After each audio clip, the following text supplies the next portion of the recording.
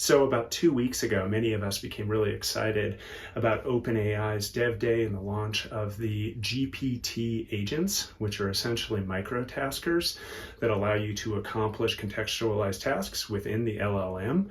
And I'll say that a couple of weeks in and spending numerous hours playing with these things, the actuality versus the promise might fall a little bit short. I think they have a little ways to go. And I do have concerns with the shakeup at OpenAI about what that actually means for the timelines there of making these things a little bit stable.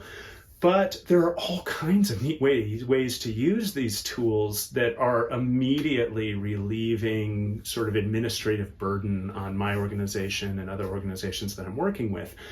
I encourage everyone to look at these GPTs as a contextualized way of taking care of specific tasks. So I've set up GPTs to help me write specific types of emails, for example. So the context is already set around me and the client type that I'm working with, such that I can go in there and I don't have to reestablish context. Or I have an image connection with Dolly that is outputting thumbnails for some of these videos.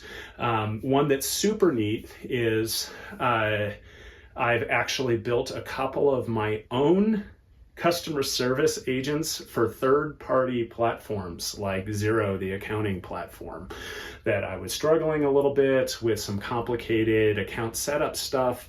So I contextualized a GPT on the FAQ of the SaaS platform, and then I used image recognition, OCR, to take screenshots of my specific issue. And the connection between the specific issue screenshots and the FAQ landed me on a solution so much faster than Xero was able to do itself. It was absolutely astonishing. So I encourage people to lean into these. Just look at things in your organization that you're doing every day. Absolutely. Every week. Probably. Once a month, once in a long while, maybe a little bit less so. But I think that what power users are going to see is you have a whole string of these little agents, and these are only available in GPT Plus, that take on these little tasks so you don't have to anymore. That's fantastic. The more complicated things that you hear people talking about, real-time visual, like commentary on a soccer match, amazing stuff with audio, a lot of that actually lives in the API. And that makes a ton of sense from a commercial perspective as well, because OpenAI can monetize the API based on token use.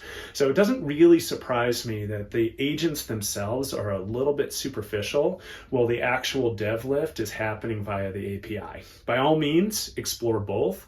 Just know that the advanced use cases that some people are putting out there are generally tied through the API and not through just the plain Jane GPTs.